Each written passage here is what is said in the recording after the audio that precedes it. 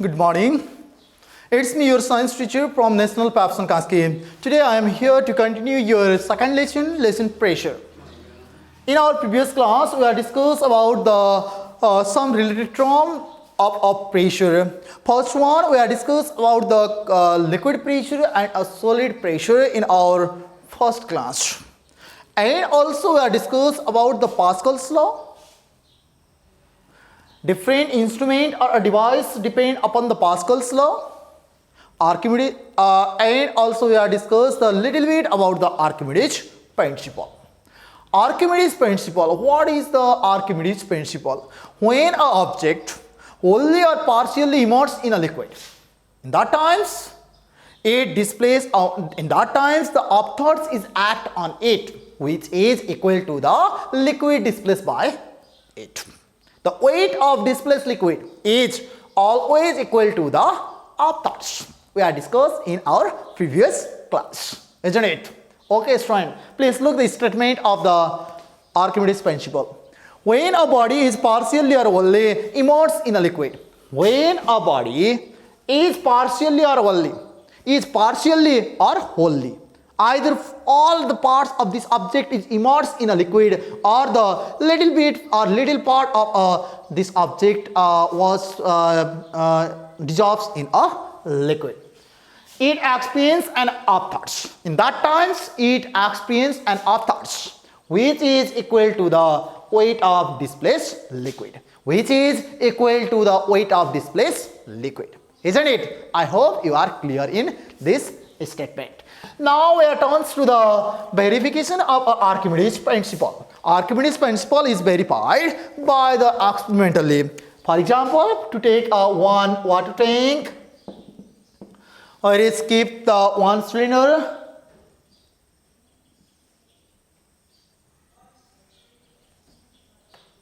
This is the cylinder, isn't it? Kept in inside the water. It is wholly dissolved in it, isn't it? The height of this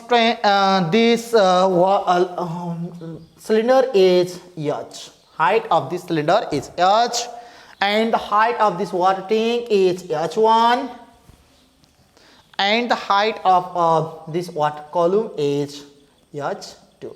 Please look in figure. Free surface. It is the free surface. It is the water tank where it contains the liquid. We are going to verify the Archimedes principle. Let h be the height of a cylinder. H is equal to height of cylinder. H1 is equal to height of water tank. H1 is equal to height of water tank. H2 is equal to height of free surface. H2 is equal to also height of free surface. Look there from figure, isn't it? Okay, student. First of all, in this verification, we are proof this U is equal to BdG. We are going to prove it. U is equal to BdG. At first, look here, we should calculate the pressure at the top face and the pressure of the bottom face, isn't it, of this cylinder. The thoughts act on the upper face of the cylinder. Thoughts now act on upper face of cylinder of F is equal to, look here, P is equal to F upon A, isn't it? P is equal to F divided by A. F is equal to P into A. F is equal to P into A. F is equal to P into A. Look here, P means pressure, A means area. Pressure at the top side, pressure is P1. Let's consider pressure is P1, force is F1. Isn't it, student? Yes. Now, F1 is equal to P means pressure. Pressure is equal to H dg, liquid pressure. H1, HDG. In that case, HDG means HDG1 into A. Look here. H1 means the at the top or at the top of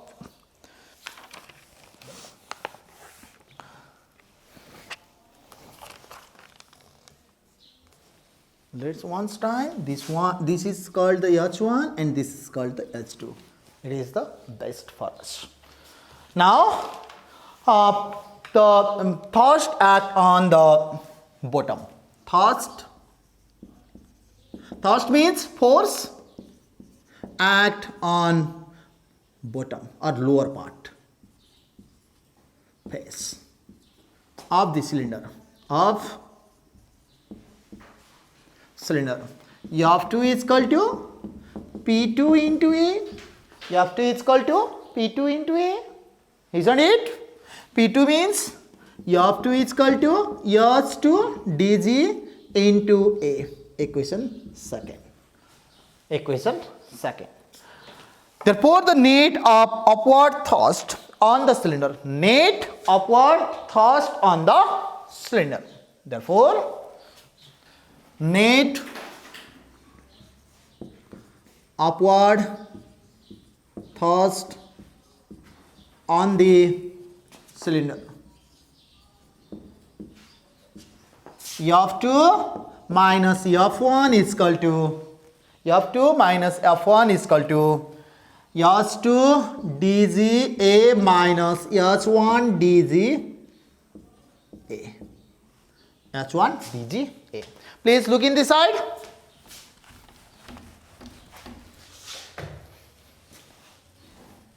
H2 dga minus H1 dga.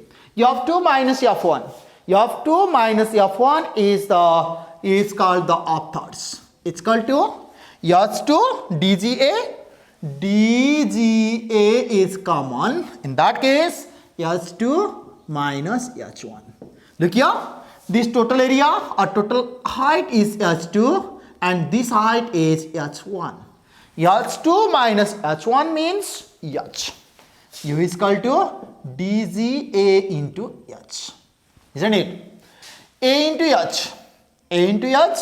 U is equal to B. A into H means B dg. Isn't it, student? Yes. I hope you are clear. Thus, the upthrust acting on a body immersed in a liquid depends on the following factors. Thus, the upthrust acting on a body immersed in a liquid. When an object is immersed in a liquid, in that case, the upthrust is depend when the upthrust U is directly proportional to B. B means volume. U is directly proportional to the volume of an object. U is directly proportional to the density of an object and U is directly proportional to the acceleration due to gravity. Upthrust of an object depends upon these three quantities. Isn't it? Okay, student. I hope you are clear about it. From this statement, we should calculate the one numerical problems.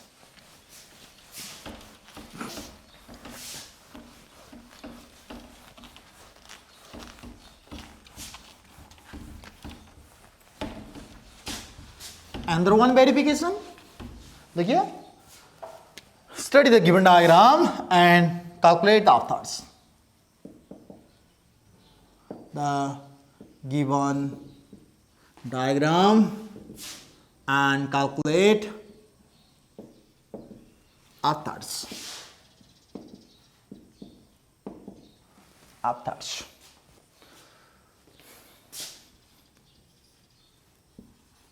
W1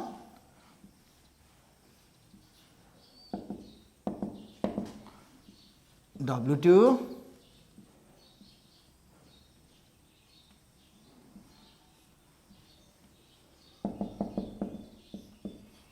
W3. Upthrust is called, we know From this statement, from this figure,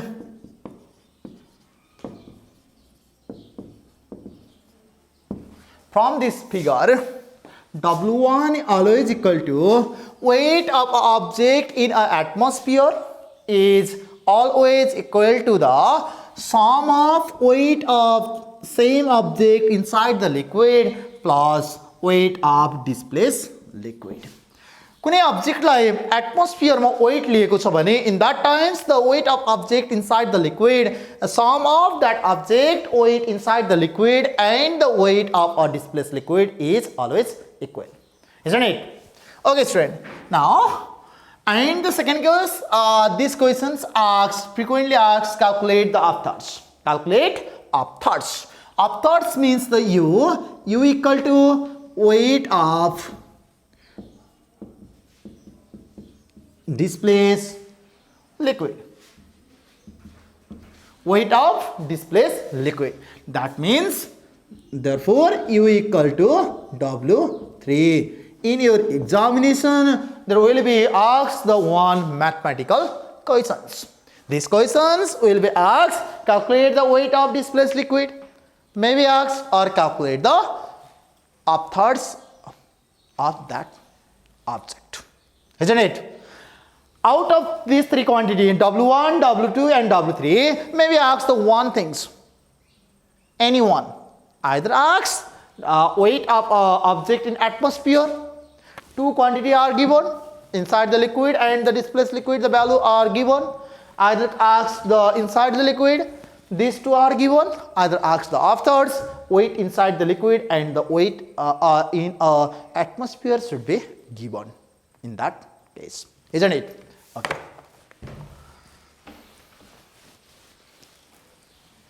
Now next one, most important things is the law of fluoridation.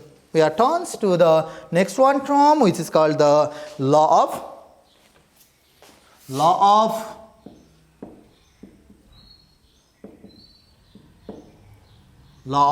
fluoridation. Law of fluoridation. In first law, it means that in the Archimedes principle, we are told that the when object fully or partially immersed in a liquid. In that case, weight of a displaced liquid is equal to the upthrust. We are discussed in a Archimedes principle. Please think once time. In Archimedes principle, in a statement, we told the object which is immersed partially or fully. In the law of fluoridation, we tells that when an object is float in a liquid, when object float in a liquid, in that case it displays a liquid which is equal to the weight of this body, or simply weight of a floating body, weight of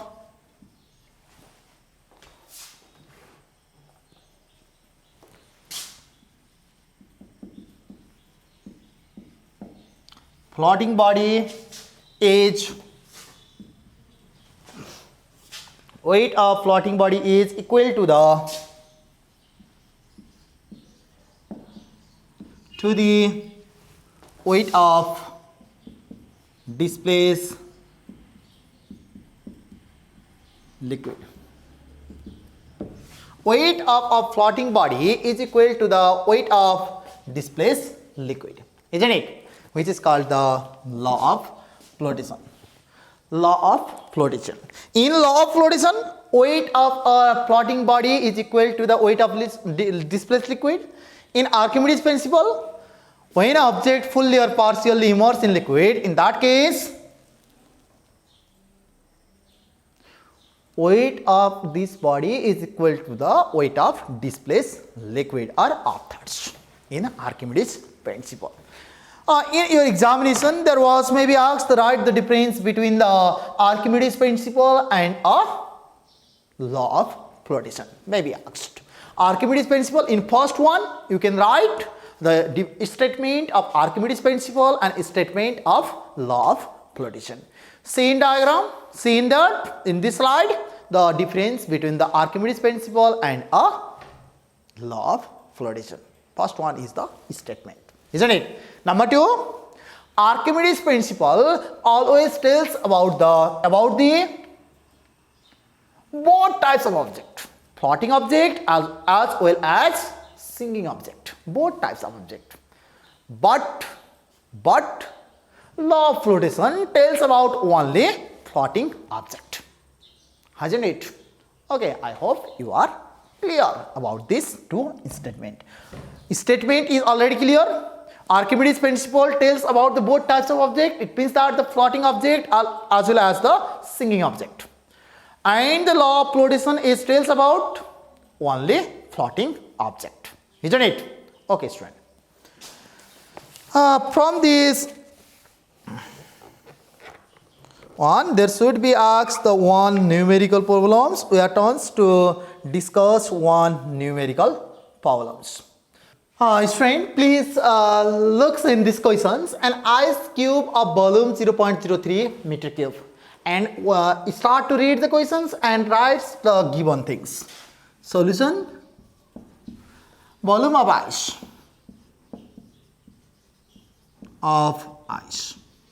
V1 is equal to 0.03 meter cube. Sometimes there was given that in a centimeter cube. In that case, you should change into the meter cube, please. And the floats on water, the density of ice and water are 900 kg per meter cube. Density of ice and water are 900 kg per meter cube and 1000 kg per meter cube. First one is density of ice.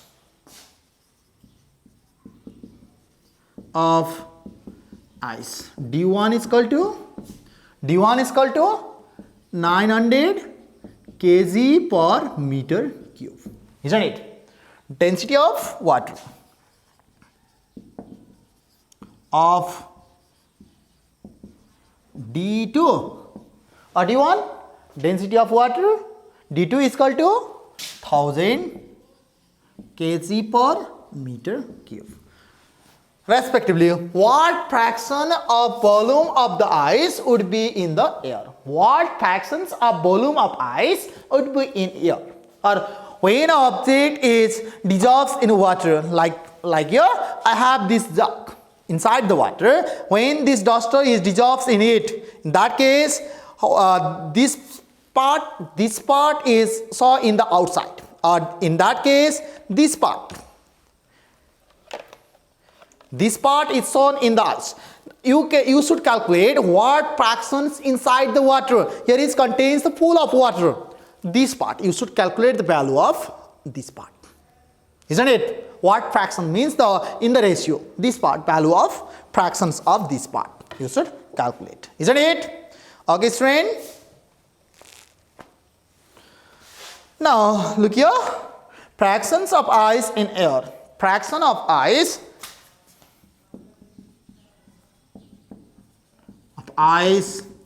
in air.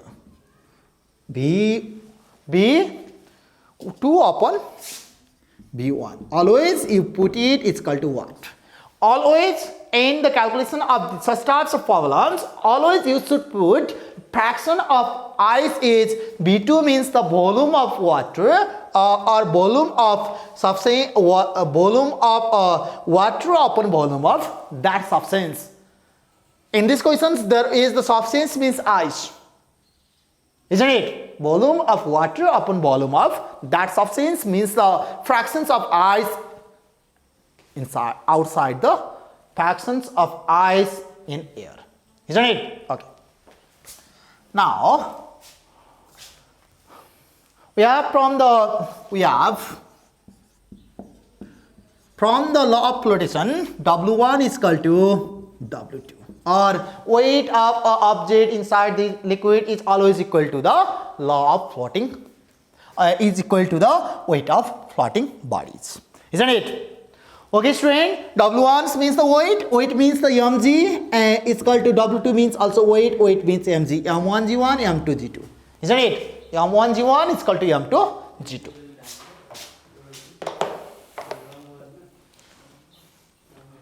Look here. M1 means mass means D1 V1 into G is equal to d2v2 into G. G is equal to G. Acceleration due to gravity is always constant. In the same case, d1 v1 is equal to d2 v2. Isn't it? d1 v1 is equal to d2 v2. Is it right? Okay. Look here. The fractions of object inside the liquid means v2 upon v1. You should calculate the v2 upon v1. v2 upon v1 is equal to v2 upon v1. Alright, from that case, d1 is equal to d1 upon d2 is equal to v2 upon v1.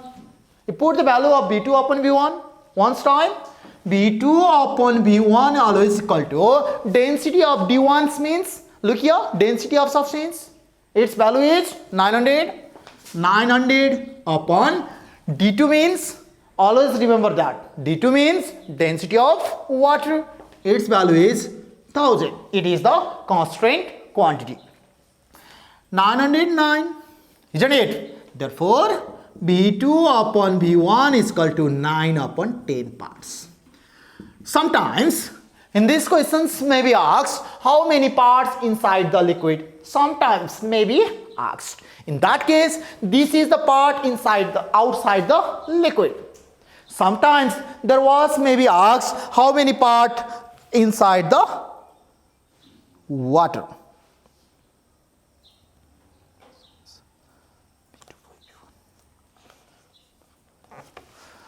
In that case, you should write 1 minus v2 upon v1. You should calculate by using this formula. Isn't it? Okay, student, I have completed the today's class. Please see the different numerical problems contains in your exercise. So try to solve it and submit your respective teachers. Okay, thank you.